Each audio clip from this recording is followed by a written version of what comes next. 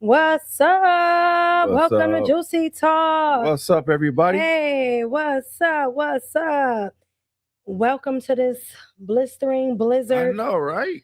But hey, it's Cleveland, Thursday in Cleveland. But we're here, though. We are here. in the We building. brave through the weather.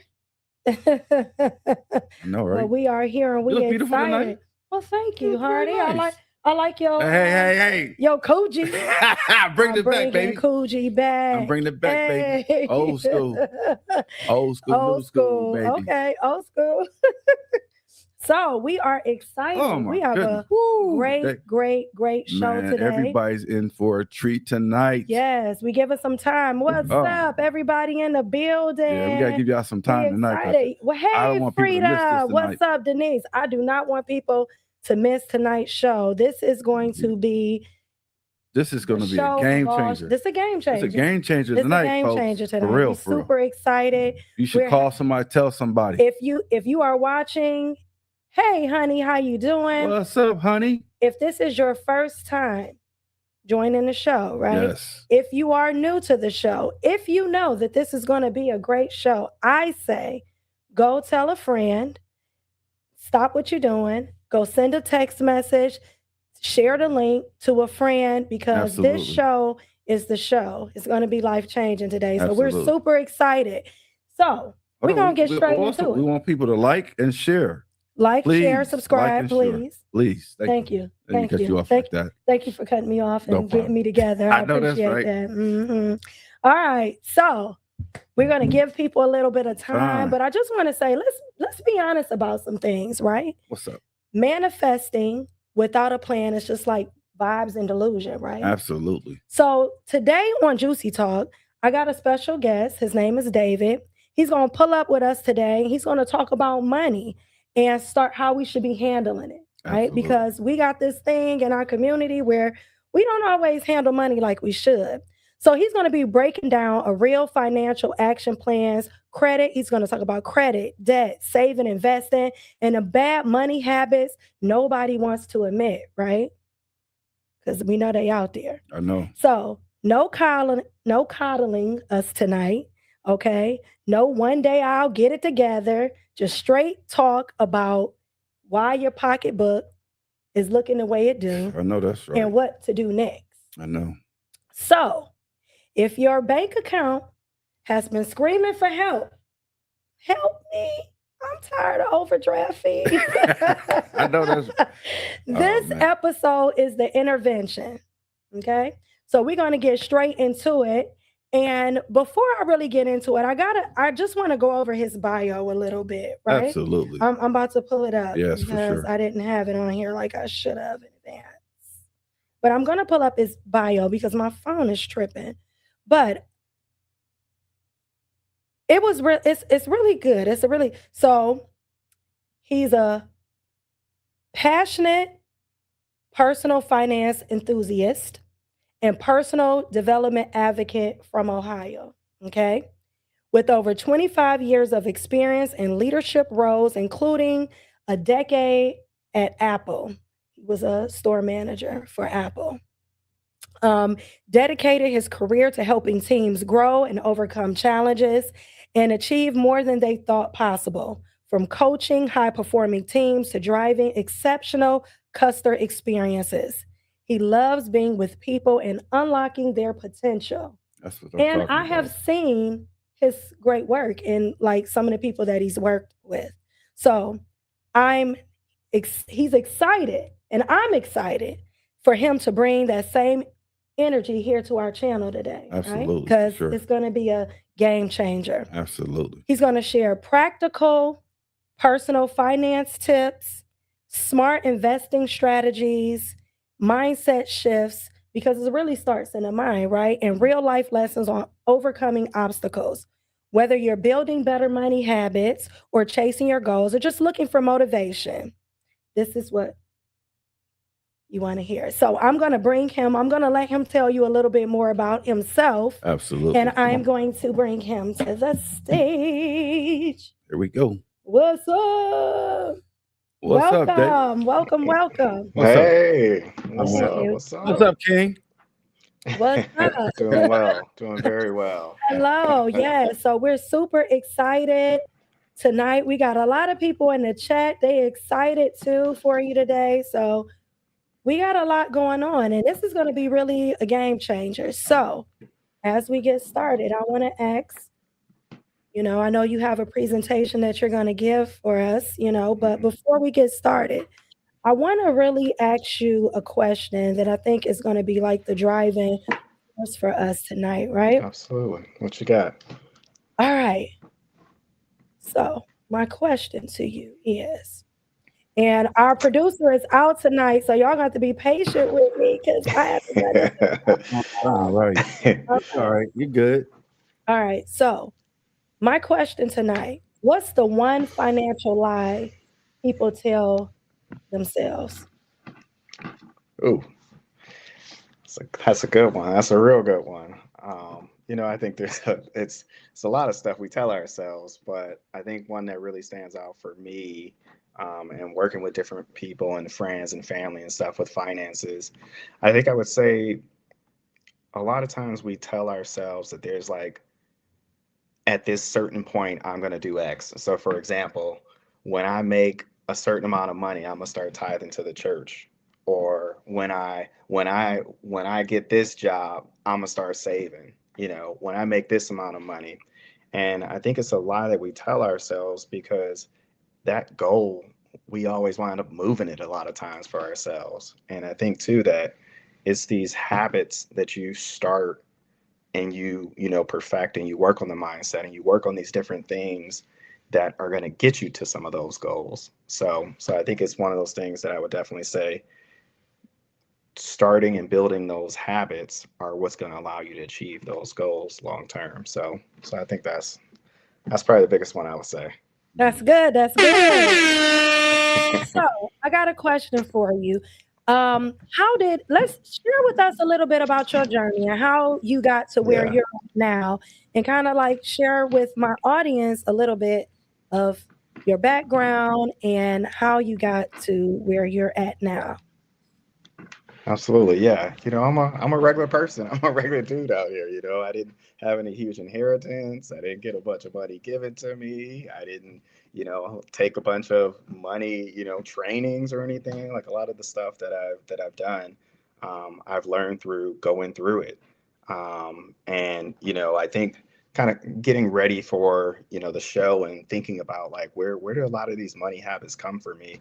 Because I think when we really take the time to kind of step back and think about where are we getting all these ideas about money, just like everybody else, like a lot of them I think came from growing up, being whether it's good or bad, if your parents were good with money or your parents were bad with money.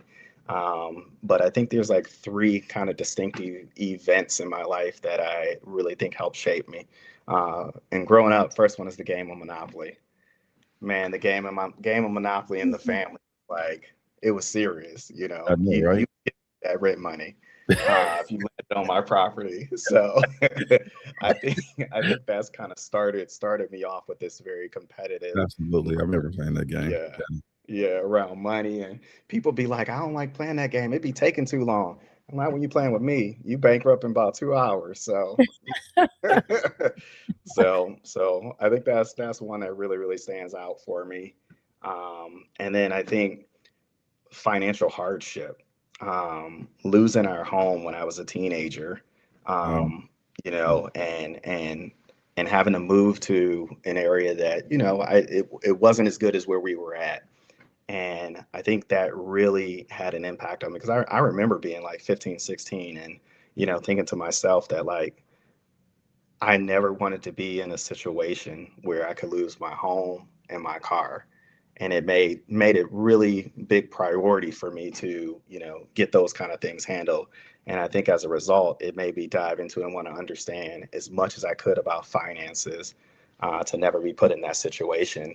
And and the third thing I would say was when I was in high school, because we wound up moving to a different area. I went to this school, and I'll never forget growing up in Euclid. I had to hook up on the Jordans. I got a job early. I would be getting them before anyone before they came out. And then I wound up moving to Shaker, and it was probably like my second or third week there. I had just got these brand new Jordans, and I was flossing them, and not one person noticed my Jordans, for the majority of the day. And then I walked into my last class of the day, Mr. Goldsmith, and I'll never forget him when like, oh my gosh, you got them new Jordans. Like, and I'm like, yeah, I got these new Jordans. And I was like, you in the Jordans? And he's like, oh no, I would never pay more than $100 for a pair of shoes. And I'm like, then why are you coming at me asking me about my Jordans? And he's like, oh, I own stock in them. And he started hipping me to the game. He was like, every time I see the kids all going around here with these Jordans, I know my stock is going up. And Yeah. from that day forward, I went home. I had like 15, 16 different pairs of shoes in my closet that I never wanted to wear because I didn't want to crease them. I didn't want to get them dirty. And I was like, I will never buy another pair of Jordans. And it Mm. was that experience that got me to start investing when I was in high school. Oh, that's deep. Wow.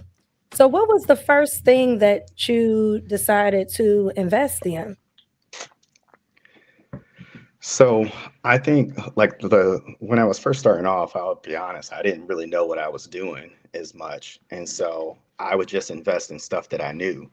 I knew Microsoft, I knew Apple, I bought, bigger companies that I had known brand names of. I bought me some of that Nike stock that my teacher was telling me about.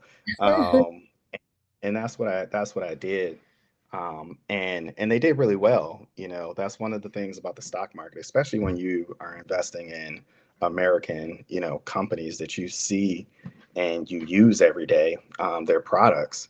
So that's what I started with. But I think as I grew in my knowledge around investing, and what I would tell people, that want to invest to start off with, is I would invest in an index fund. And an Mhm. index fund, I've heard, people talk about the S&P 500. That's an example of an index fund, but in general, it's a basket of a bunch of stocks. So you buy one share of the S&P 500, or you get a percentage of the S&P 500, and you get the benefit of all of those companies' growth based on the percentage of your ownership. And so it's that's one of the safest ways I think to invest. So I want you to talk a little bit about mindset and money because you mentioned, growing up, you had this with the teacher, I think you said Mr. Goldsmith, how it was yeah. a shift in your mindset when he brought up the Jordans, like, thanks for making me money. So how did that change your mind shift and where did the mind shift come? Because a lot of times, especially, people always make a New Year's resolution around this time of the year, like, "I've been real bad with money. I got bad money habits." What is being bad with money, like, what is the one thing that you would say helped you shift your mindset when it comes to money? um I think there's a lot of different things that can happen, or I think happen in your life that allow you to make like drastic changes. And a lot of times, unfortunately, we wait into it's a situation where it's like a health risk, or it's a health scare, or there's something like that. But I think you can also change that mind shift when you see what's happening to your money. Like, as an example, we're talking about money. So, like, I had a situation where I had bought some Ford stock, and it was probably like 3,000. It was $3,000 actually. No, it was $3,000 that I had put in the Ford stock, and I just left it alone. I wasn't thinking anything about it. I was just didn't even open the account again for a year, and then I had to do my taxes. Well, in that year, it had went up 5 times, and so now that $3,000 was worth $15,000. Mhm. And that kind of growth just made me think like, okay, well, if that's possible, what else am I missing out on? And so I wind up selling the Ford stock and paying off my Toyota. Uh, Okay. And it just gave me an idea of the power that is out there when it comes to investing. A lot of your investments are these like I want to go back to the one you had talked about that index one. Is that what Yeah, you yeah. now is that So explain what an index fund. I'm sorry to cut you off, but explain the index fund for people who are don't know what an index fund is. Yeah, so particularly the one you hear the most about, there's a lot of different type of index funds. You can have one that's called like a total market index fund, which is every single stock in the market, and you're investing on a small percentage of it.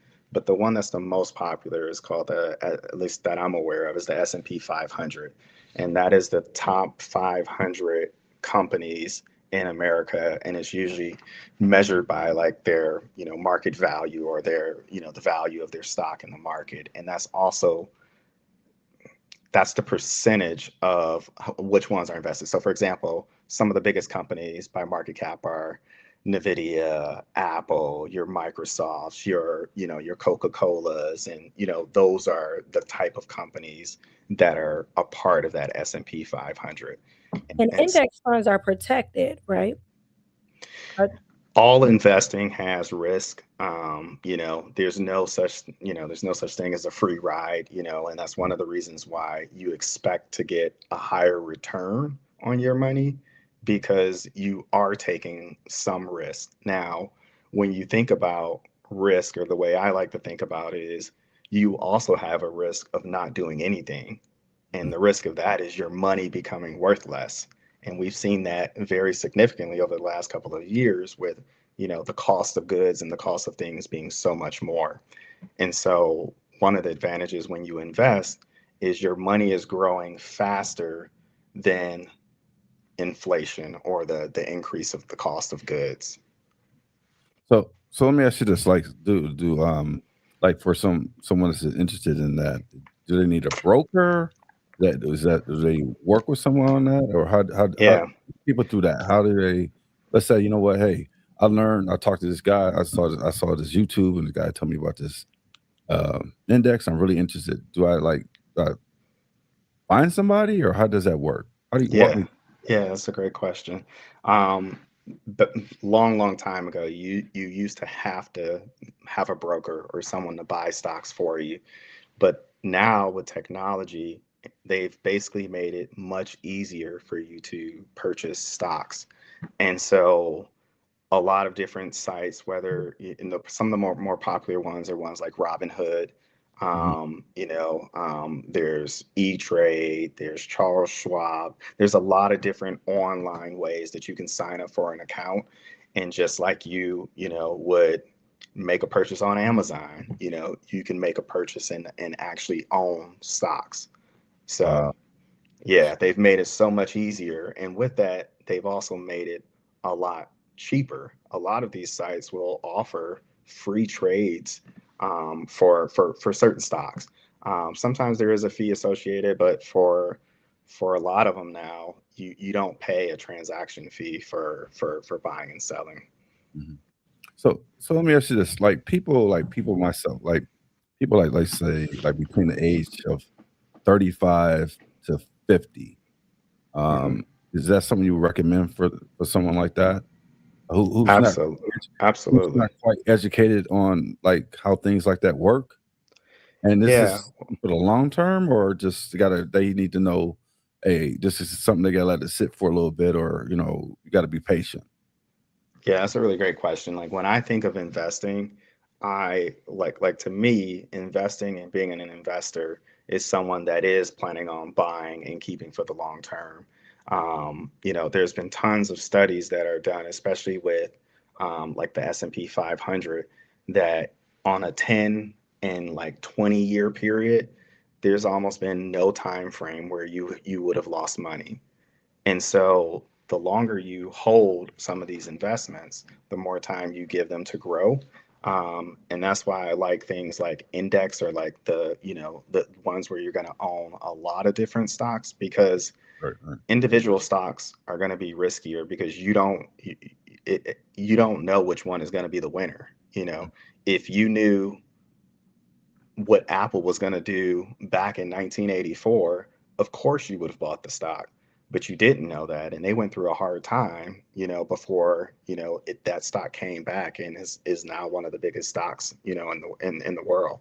So in hindsight, of course you would have invested in it. You would have put all your money in it, and you'd be retired on an island right now. But it's a lot easier said than done. So So, to a person who is new, or maybe they haven't always, if a person who has $1,000 saved up right now and they want to do something with it, what would you suggest the first thing that they do?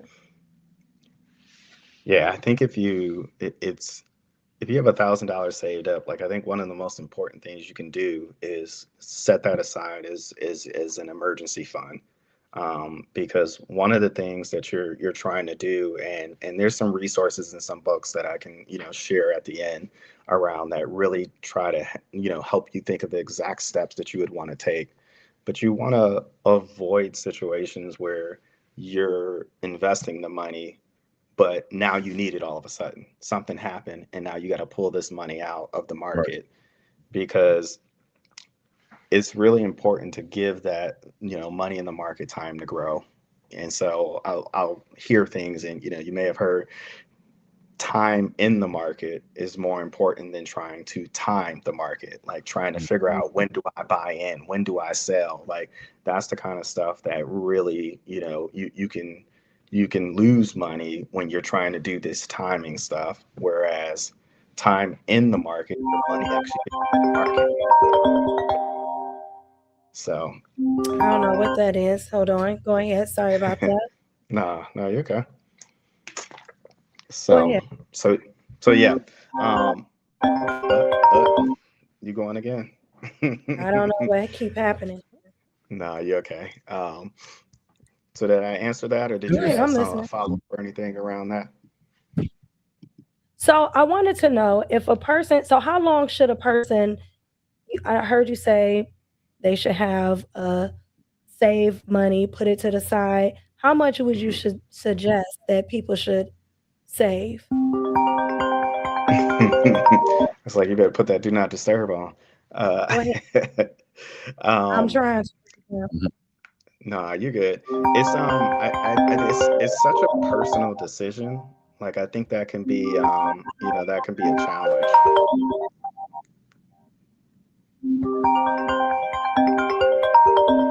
Sorry about that.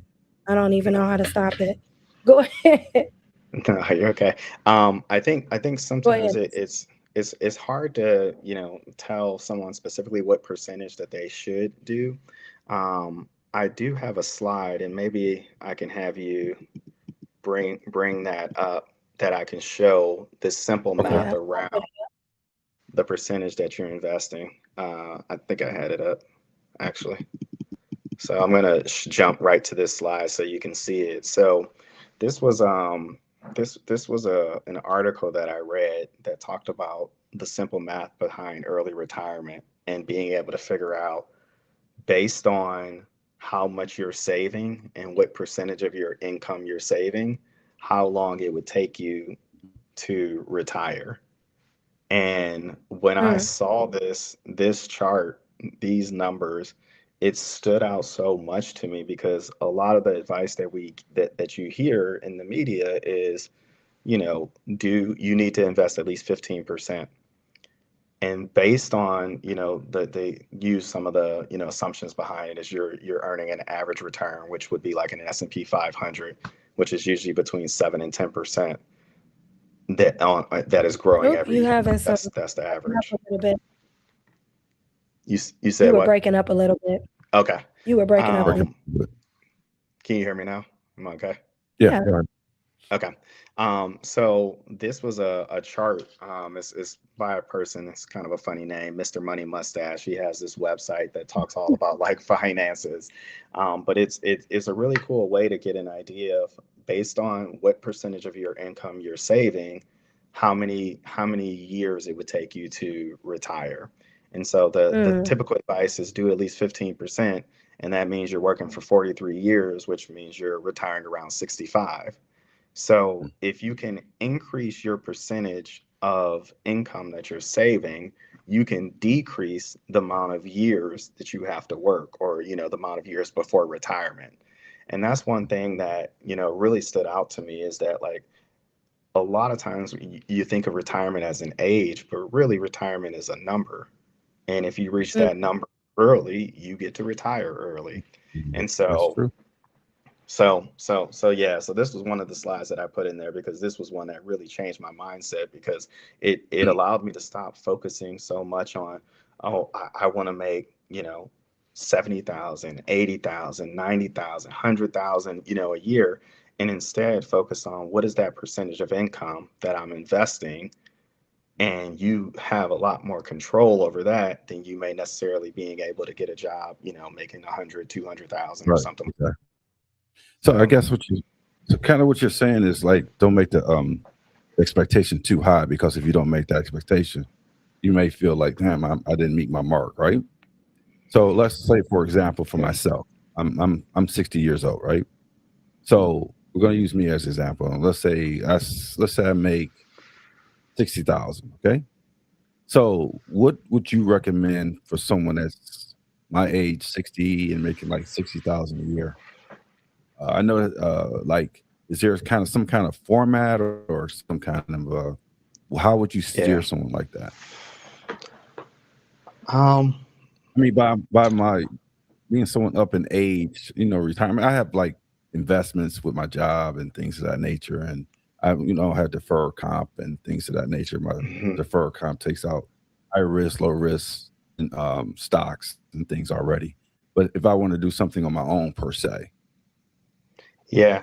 I think the easiest way to answer that question, and that will also apply to everyone, is if you can understand what your expenses are, or how much you plan to spend in retirement, you can calculate how much you would need to overall have in your portfolio, gotcha. or have in your investments. And so, for example, let's say that, and I'll explain the way that you calculate it as well.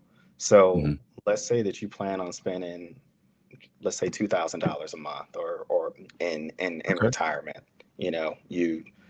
Ideally, you already have your house paid off, you have your Right. cars paid off, you've gotten out of debt at this point. Absolutely. It's just specifically around, expenses. And so you would calculate how much you would need in a portfolio, by taking your expenses. So $2,000 a month times 12, your yearly, so $24,000 a year. Now, I know that doesn't sound like a lot. We're just doing this kind of for, Right. Right. Right. Right. calculation purposes. And you'd multiply that by 25. Um, and so in this situation, you would need at least a portfolio of $600,000.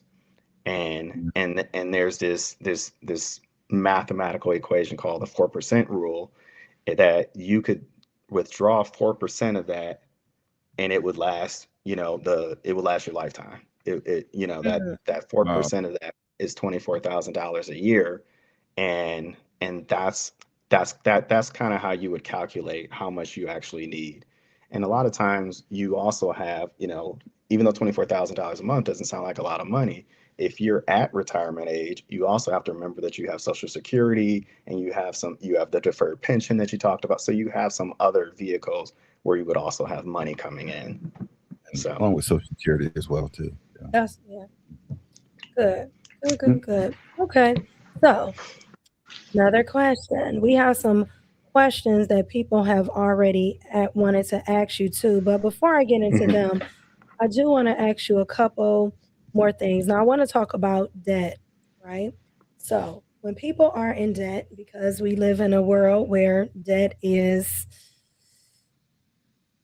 a thing, right? It's something you can't get away from.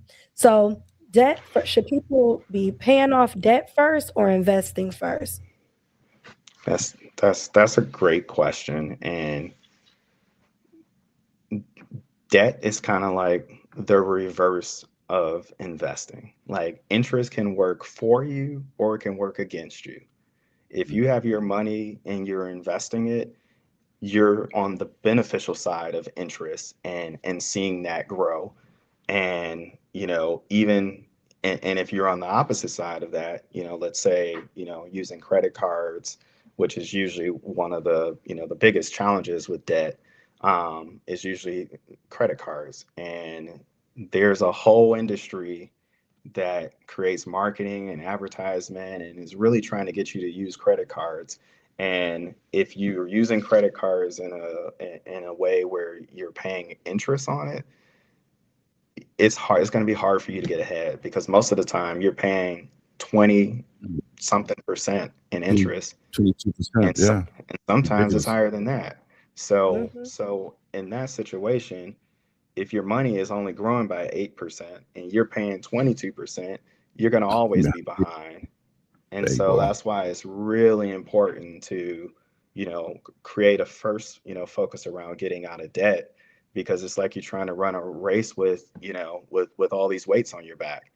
And Somebody so with it's the going to rope be in your hard back. to get ahead Mhm. if you're losing that much in interest, because you have debt. So I would say you definitely want to get out of debt, especially high interest debt, before you're investing. And everyone's gonna be a little bit different. My strategy is like, I really don't want to have any debt. Like, I Me too. follow a principle of is Dave Ramsey, has a really great book. One of the books that really changed my life is a book called The Total Money Makeover. And that's one of the things I was talking about, where he gives you a specific plan, 7 steps on how to, get out of debt, build wealth, and really, put yourself in a financial position, where you're set up for success. So, how do you feel about residual income? What's your take on that? Is Tell me another more. way? What you mean? I mean, What part about it? is that another way of trying to get ahead of getting debt taken care of and putting money aside for a rainy day? Or how do you Yeah, feel about residual income? Or how does that fall and making decisions and making yourself more wealthier? yeah. As long as I'm understanding correctly, because I've heard it a couple different ways. Like, I've heard residual income and I've heard like passive income, and I think that there's a lot of similarities behind it. If I'm understanding what you're referring to, Hmm. um, it's that's really the goal, is to get to a point where you have assets that are creating enough money for you to live off of. And those, whether you're talking about to be able to retire, or you're talking about to be able to have choices, like, money is really just a tool to be able to afford you options in your life. Absolutely. Yes.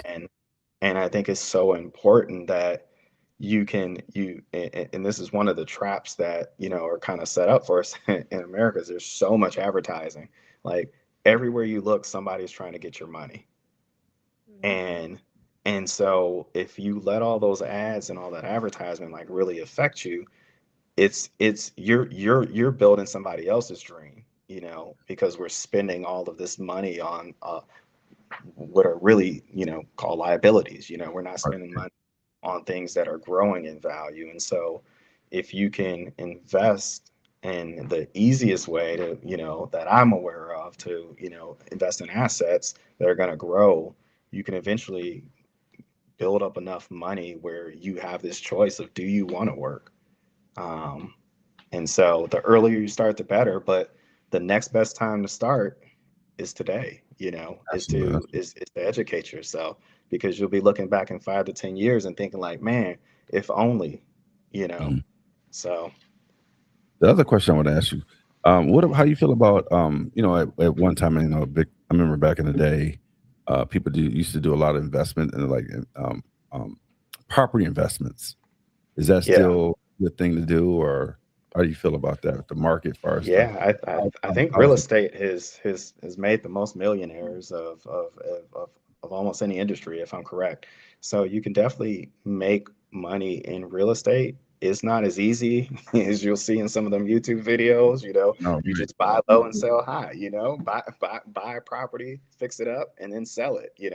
It's not as easy as I feel like people try to make it out to seem sometimes. So I Hmm. think there's a lot of work when it comes to real estate, but there's also a lot of money that can be made in real estate. I I personally think it's a lot harder than it is to invest in something like, stocks or an index fund. But that's just more my personal take. But I do think that if you, just like anything, if you spend the time and you educate yourself and you're gonna, put in the work and you're ready to learn from it, it can be a really, great, way to build wealth long term. But I think a lot of people would rather build up their assets, and once they get, enough money or enough growth, then buy, a property, because you also can get yourself into a lot of debt, when you're buying properties. So Right, because you fix it up. So, how long should it realistically take a person to turn their finances around if they're serious?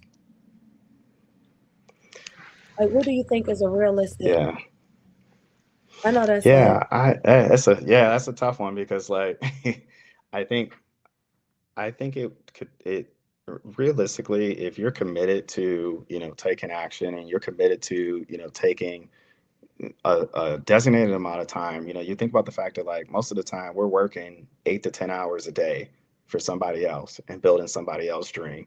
If you can figure out a way to give yourself an hour a week, ideally, if you can, an hour a day to do something that's going to educate you or give you more knowledge about the mindset and around your finances, like that builds over time, And so if you're mm, getting to an hour a day, even if you only do, 5 days a week, that's 5 hours, every week, 20 a month, that you are, learning and you're gaining more knowledge. And I think that that's one of the key parts, is like, you don't even have to have a bunch of money that you're starting with.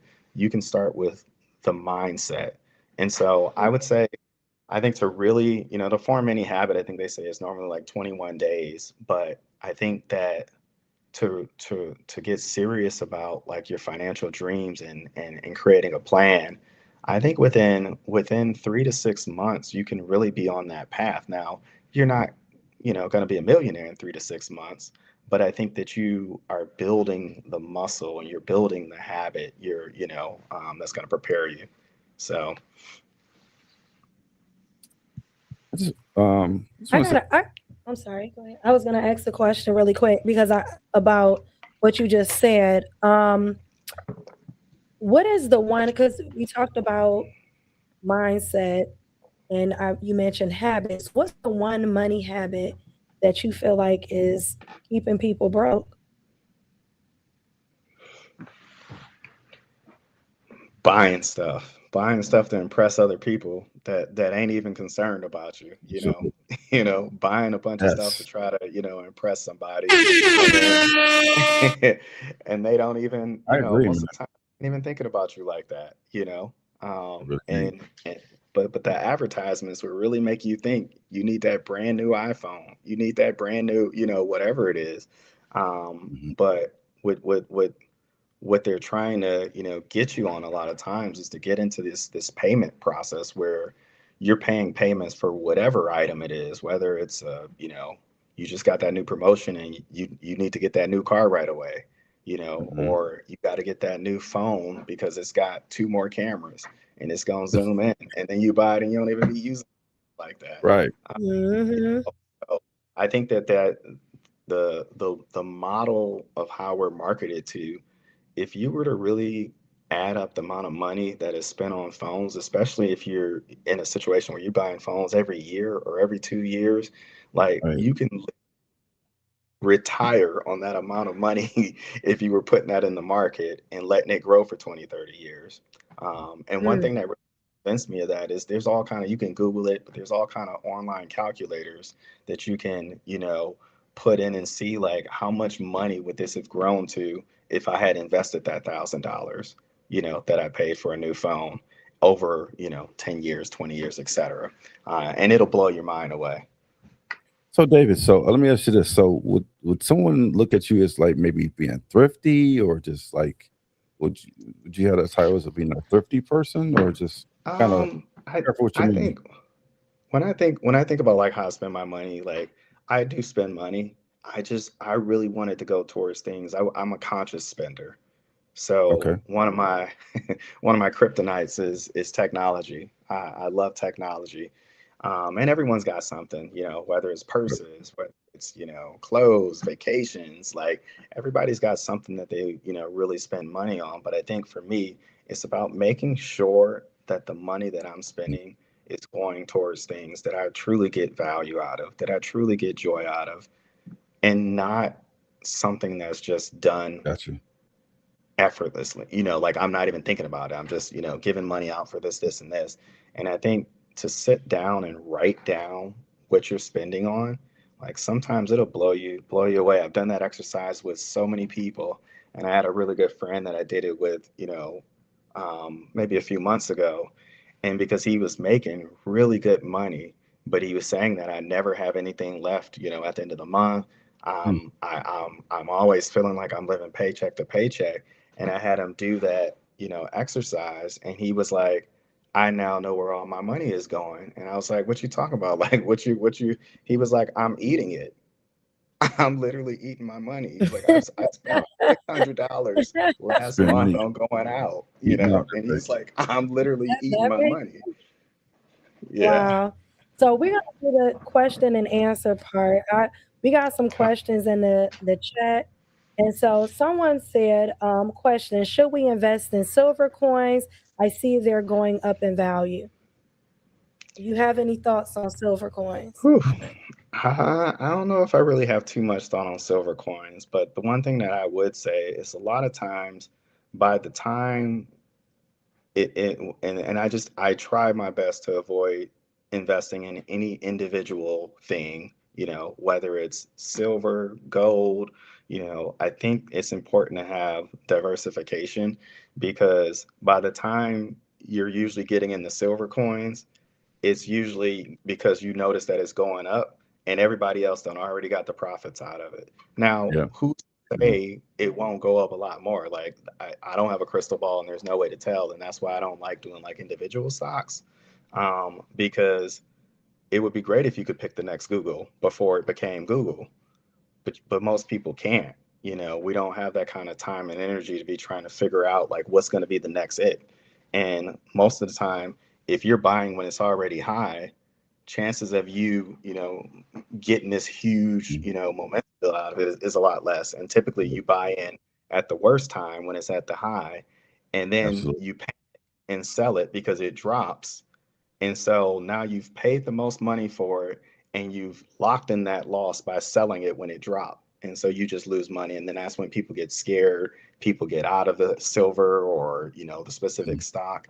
And that's why I just think it's better to just buy an index and you consistently are buying into it. I think it's better to maybe put aside $100 a month, or what amount you can, once you've gotten your other stuff set up, got out of debt, you got your emergency fund and things like that, and you're buying in on a regular basis. And sometimes the stock market will be up and sometimes it'll be down, but when it's down you get to buy more stocks with that same $100. And so, All right. So now the next question is, what is your take on? It's kind of two part. It said, what is your take on mhm, money market accounts and um, money market accounts versus stocks? stocks. Yeah, that's a really good question. And I think that they both serve a purpose and they have a place in your decision to invest. And so a money market account is usually going to pay a higher interest rate than your normal checking account. Now, a lot of times there are some kind of restrictions and things that may be associated with it. You may not be able to write a certain amount of checks, or you may, there's some restrictions, but you earn a lot better interest. Now, stocks are almost always going to perform better over a long period of time than money market, accounts are. So you may have your emergency fund in something like a money market account, which is going to earn better interest. But you wouldn't invest in money market instead of stocks. Like that would just be a part of your plan. So you would have some money, usually an emergency fund in a money market account, but you would still want to be investing in stocks because they're just over time. If you look at a 5 year, 10 year, 20 year period, it's it's not going to be it's there's almost no comparison. Usually money market accounts, especially right now, you might find one that's paying 3 or 4%, whereas the stock market on average is doing 8 to 10%. So your money's going to be growing at a much faster rate in the stock market. Those when you say 3 to 4%, are you talking about like CDs in most cases? Even money market accounts, like I think SoFi is one of them that I have an Hmm. emergency fund in. That's like I think it's at like 3.4 or 3.5% interest every year. So and but still, that's that's not a lot, but it's better than Right. 0.01%, in a checking account. Better than sitting in the bank. The bank That gives you makes less than Exactly. that. sense. That makes a Giving you lot. nothing. Bank gives So, so if you zero. out there and you got your money in a savings account, your emergency fund, you might as well take that money, Fill in the switch it pillow. over to a money market fund, and at least earn some interest on it. Better Okay, interest, so the yeah. better interest. Yep. So someone says, what do you think about companies like National Debt Relief that you pay into and they negotiate with creditors to decrease your balances and pay off your debt? Yeah, I would it's really tough. That's a challenging one, but I almost would never recommend using them because there's usually anybody a lot of times they're they're able to negotiate things, but there's usually all these other restrictions that are necessary before you even get to that point. Like and I don't know a ton about them, so like I'm definitely not an expert on those kind of companies. But from what I've seen and what I've read, is a lot of times you are in a situation where you have to miss a certain amount of time and payments and stuff, and a lot of times you can actually negotiate with some of these creditors, yourself. And because if you're at a point where you're thinking about the national, like consolidating a lot of debt, like sometimes they'll let you negotiate with them just to make sure that they're going to get some money, because they're concerned you might decide to, go bankrupt or claim bankruptcy or something like that, and they don't get anything. So a Anything. lot of Right. that Right. Hmm. isn't secured. If it's a credit card debt or something like that, like there's a chance that they don't ever get paid. So sometimes you can do some negotiating on your own, um, and that can help you from having to pay all these extra fees to these other companies. So Okay. Good question. All right. And then can you can you provide some insight on cryptocurrency?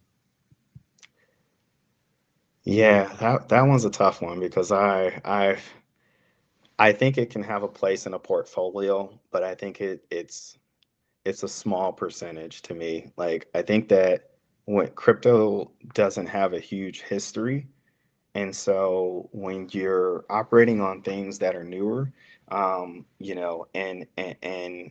you don't have a huge track record, you can see some huge spikes. I don't know if you guys have kept up with it all. Like it's definitely grown and it's done well, but you've also seen some huge 30, 40, 50% drops.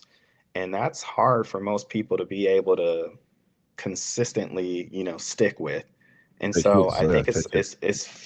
it's finding this balance between, the risk and the reward. And most people, let's say you decided to put your life savings or something in it, and you put Woo. $100,000 in it, and you look one day or a month later and it's down to 40,000. Are you going to be able to ride that out, or are you going to think, let me pull my money out right now before I lose Right. more? Yeah. And so a lot of Definitely gonna people be that like, yeah, I feel like a lot of people have made money on it, but it's not an easy ride, is what I would say for crypto, and it doesn't have as much history, as the overall stock market. But I would say if you're gonna invest in it, I personally, it's just me, I wouldn't do more than 10% of what my overall portfolio is. Yeah, it seemed like that's more for a person who has money to play with. Like they have a lot of different stuff going on, so they can make a riskier investment.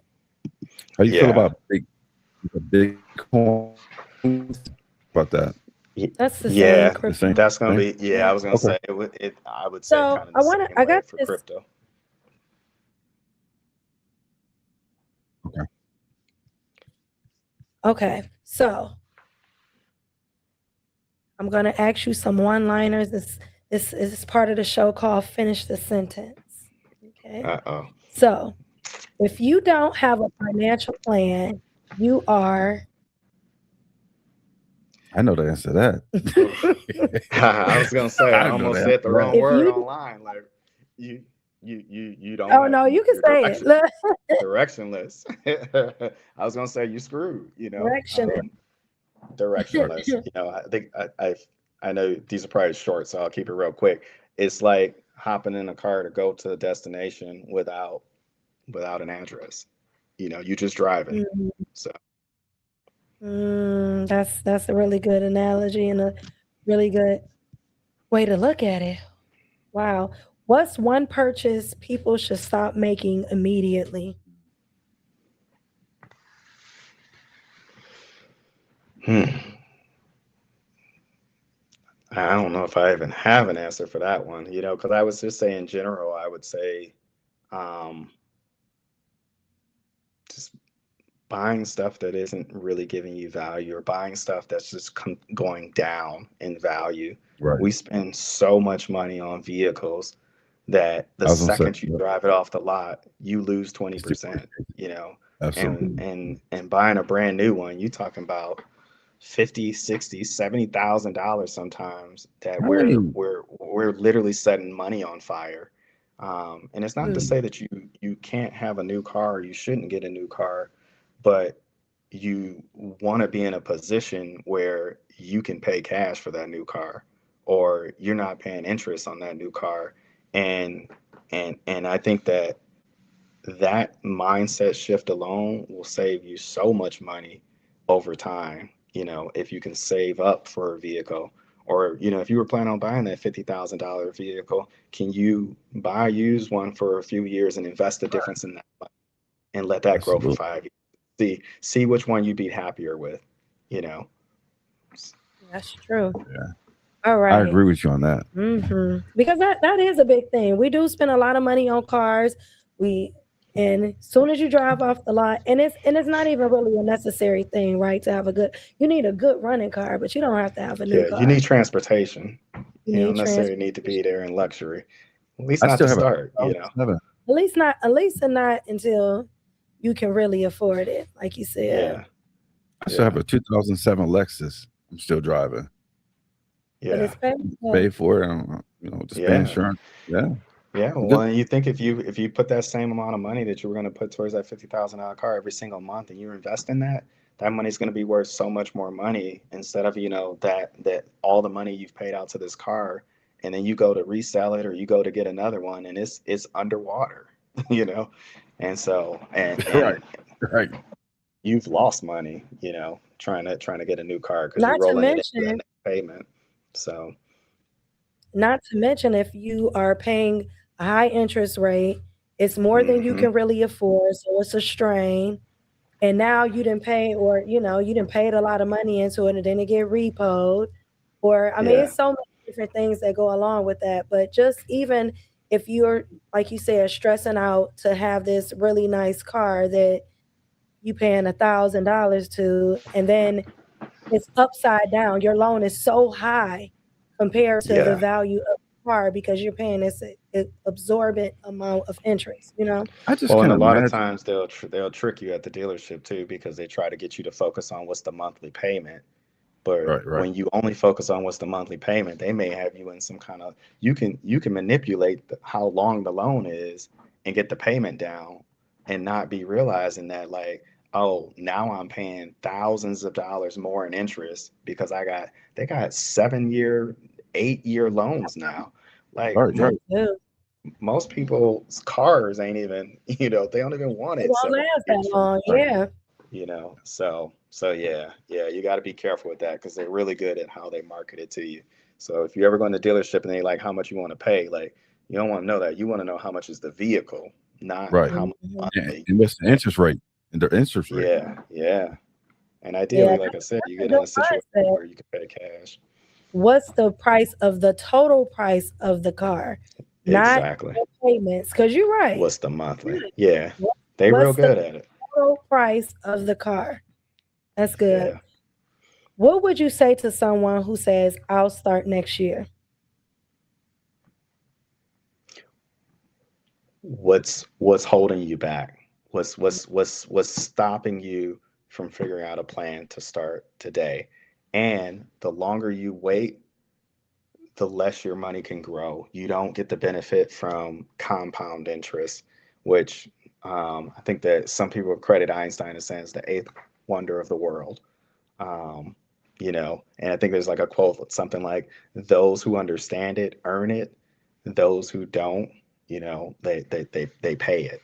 And so that's that Right. same difference around having debt at 21% interest, versus having investments that are growing, at 8 to 10%. So, so yeah, you got to get started at some point, and I think it starts with the mindset. You don't even have to have the money today to put into an investment, but you can start changing your mindset so that you can get to the point where you have the money. And for all the people that I've helped do budgets and that I've worked with, we found money. Like I haven't met one person that I've had create a budget or put what they've been spending down and them not be shocked or surprised, at how much money was going towards something they didn't even realize. I did a budget with one person and found out that they had spent $1,000 at the Burlington Coat Factory and $500 at Mark's. And so I'm Mm, not saying that you can't spend that money at these places, but you usually shouldn't have a month over month or multiple months where you're seeing that kind of spending, and they didn't even realize it. And that's that's yeah. that's the key looking at it. Hmm. I think that's the probably the good part of a budget, right? Is you really don't realize, I mean, it'll make you be more conscious of your spending. And I heard someone say one time that the reason why a lot of people are in debt because we live in a society in a world where we have to have it right now.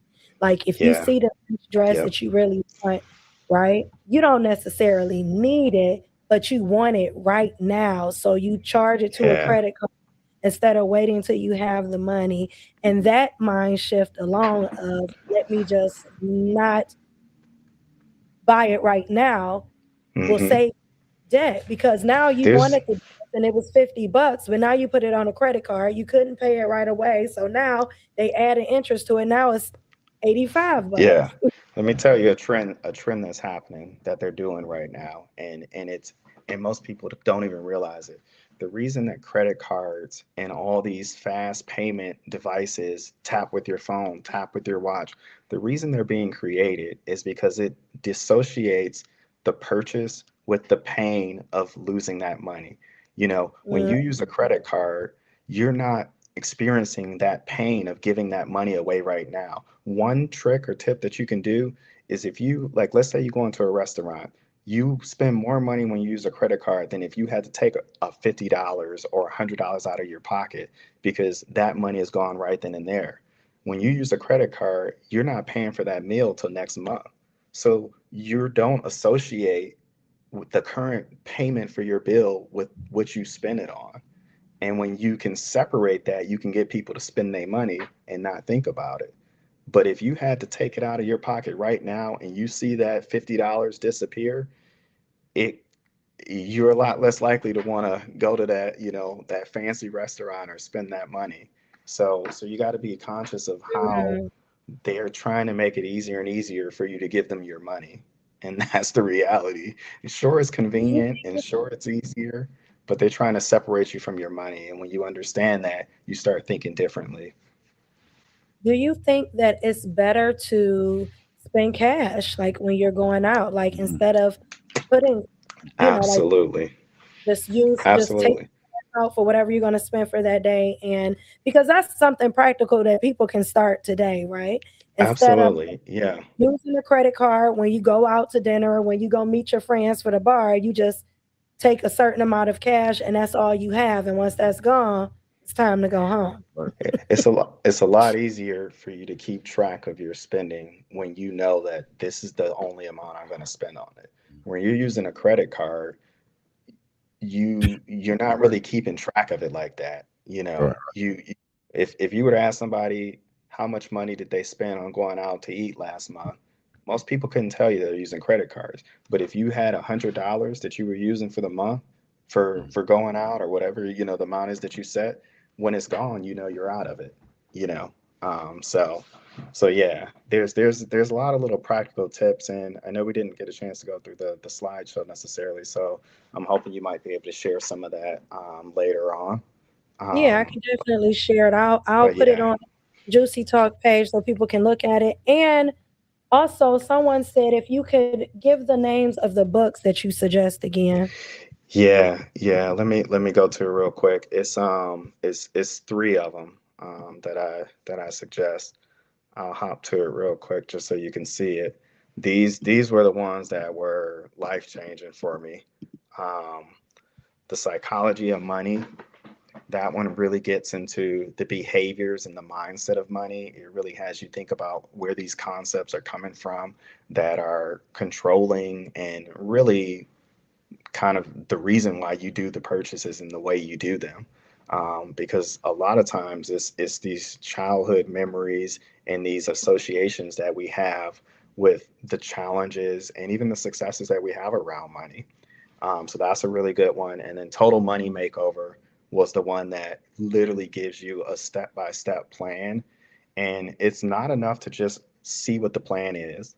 And it's the stories of the teachers making, $30,000 a year or $40,000 a year with multiple kids that becomes a multimillionaire because of consistency and how they Mm.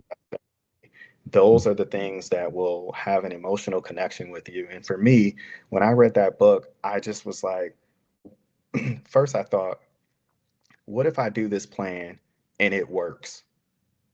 What if I follow exactly what he says and it works? That would change my life. Why not try it? And what's cool about that book is it works 100% of the time that you do it. It's like a 1 + 1 = 2. Are you So talking if about you the money makeover? total money makeover, The if total you money do makeover. their 7-step plan, it works every single time. Now, it ain't easy. I'm not gonna say it's easy to do, but there's thousands of probably 100,000s of people that have done it, and it does work. So it works every time that as long as you do it.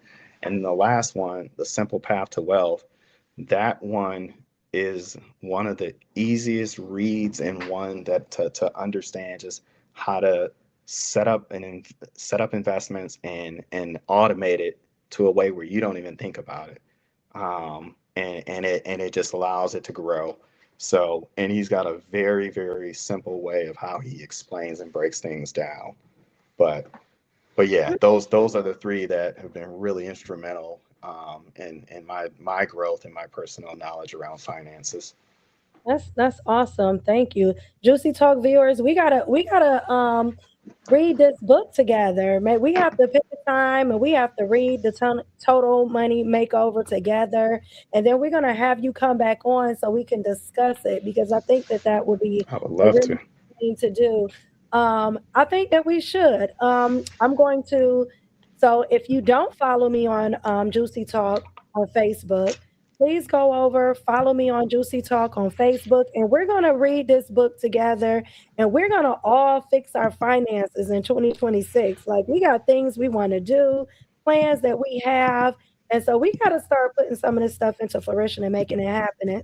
Make it happen for us. You agree? Oh, absolutely. You willing to read the book too? To Absolutely. see what it do for your life. Who else? If you are willing to read the book in the chat, I want you to put a ones up in the chat if you are willing. I want to in the chat if y'all are willing to do it together. You know, what if we all came together collectively? How would this change us as a group, as a whole? Could we get together and start making investments together where we create a portfolio for each other? And now it ain't just Juicy Talk, the podcast, it's Juicy Talk Travel, it's Juicy Talk Money Makeovers. Like, come on, y'all.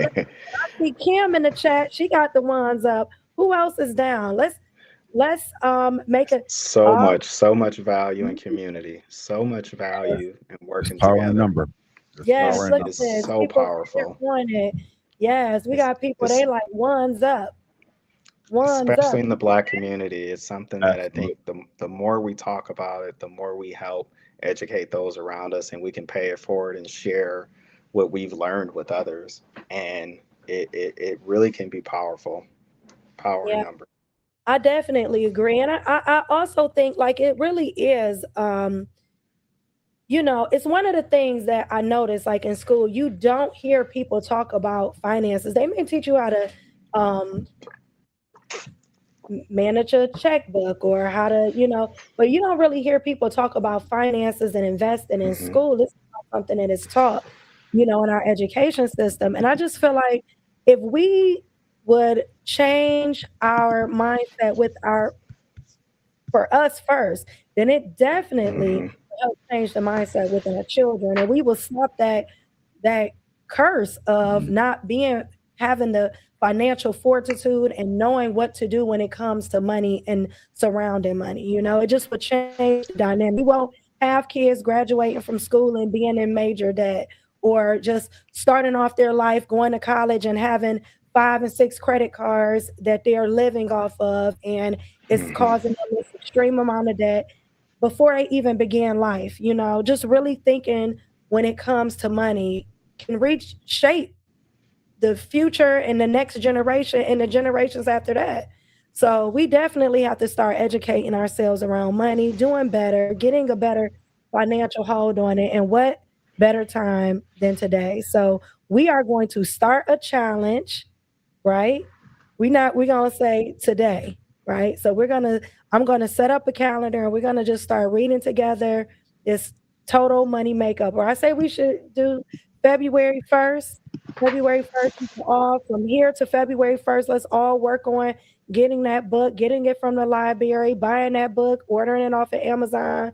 So making an investment that will really, Pay you off in the know, long run. pay off in the long run and change our lives. So Mhm. let's get that book. Let's all read it together. Let's discuss it. And we're going to put that on our Juicy Talk, you know, page. So if you're not following me on, and it'll also be in the Juicy Talk YouTube community as well. So if you just follow us on YouTube, don't think you're going to be left out, but definitely follow Juicy Talk Facebook page so that you can be a part of this readathon and total Juicy Talk total money makeover because it's time. Yeah. We got things we got to do, I and we love try. it. I I love it. gotta It's a I great gotta get idea. out of debt because I know what my plan is for my future. I'm I out. know. Hey, Dave, I got I got eight. I got what 9 years? mhm. Look, you like what? Okay, seven.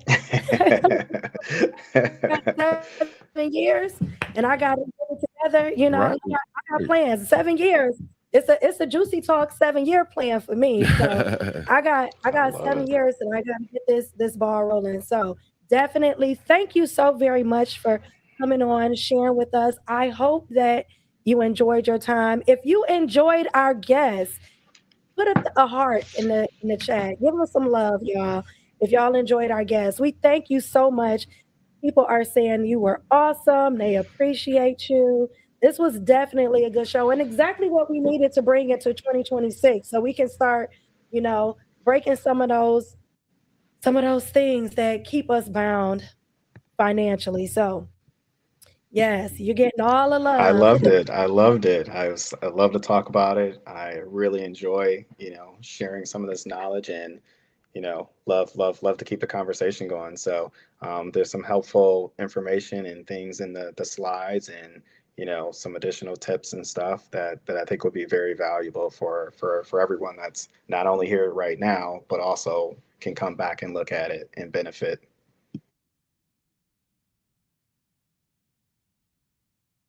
Absolutely. So we are definitely I'm going to post the on Juicy Talk page. I'm going to post and also on the Juicy Talk YouTube community chat.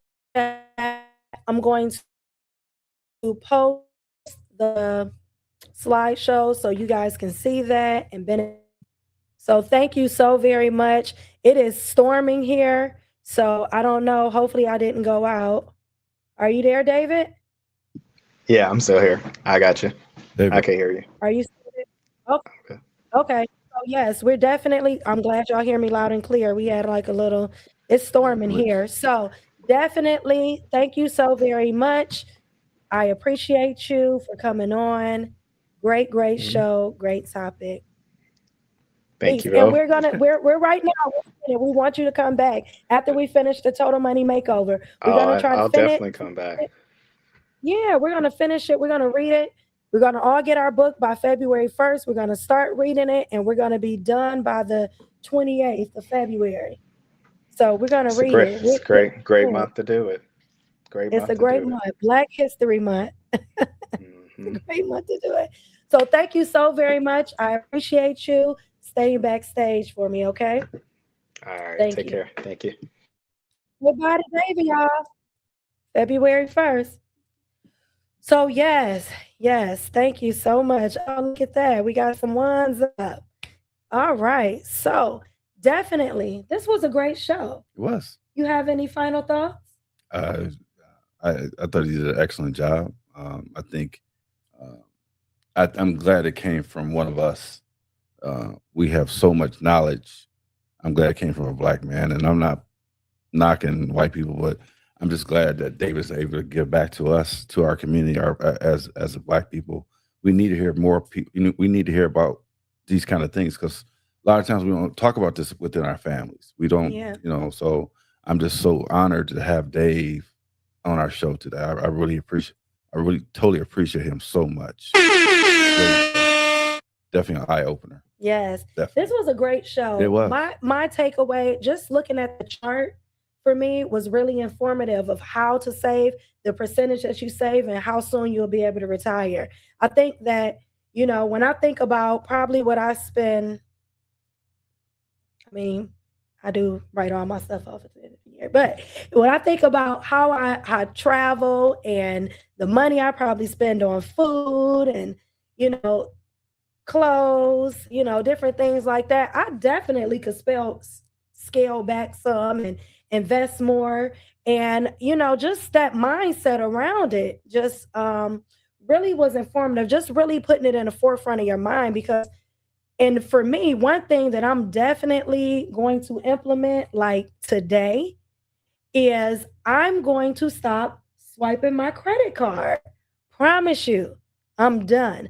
I'm paying cash from here on out. If I go somewhere and I know I'm going out to dinner or I'm going out to hang out with friends or I am spending cash and I am sticking to that budget and not going over. That is my real big takeaway because that's something tangible we can, do right now. So definitely. Yes, Frida says she's already ordered her book. How awesome is Nice. that? That's I'm what's up. next, Frida. Me I'm too. next. Me too. Yes. Yes. I, It's more than one on Amazon and a workbook. Okay. Yes. I'm doing cash only from here on out. I'm sticking because I am a card swiper and that is about to stop. So it's going to be juicy, no swiping from here on out. So thank you so very much for everybody in the chat. This was a great show. Please stay tuned next week. Don't forget to like and what? share, And subscribe. subscribe. Subscribe. So definitely like, share, and subscribe. Share this with somebody. If you know somebody that you love and you care about, somebody young that could be really benefit Absolutely. from being, some financial advice. Share the book, have them read it with you. Share this YouTube, This this is some show. great Share information. this show with them, send them to the link so that they can be on the same page. If you got a partner that may not have watched today, share this with them so that you can all be on the same page when it comes to this, because it all brings back to love and how we operate with one another. So definitely excited for this show. Can't wait to see you next week. We appreciate you. Thank you for all the love. Thank you again to our special guest, Yes. David. We appreciate you for sharing all your knowledge. Thank you so much. And what? See you next week. See you next week. Peace. Stay warm.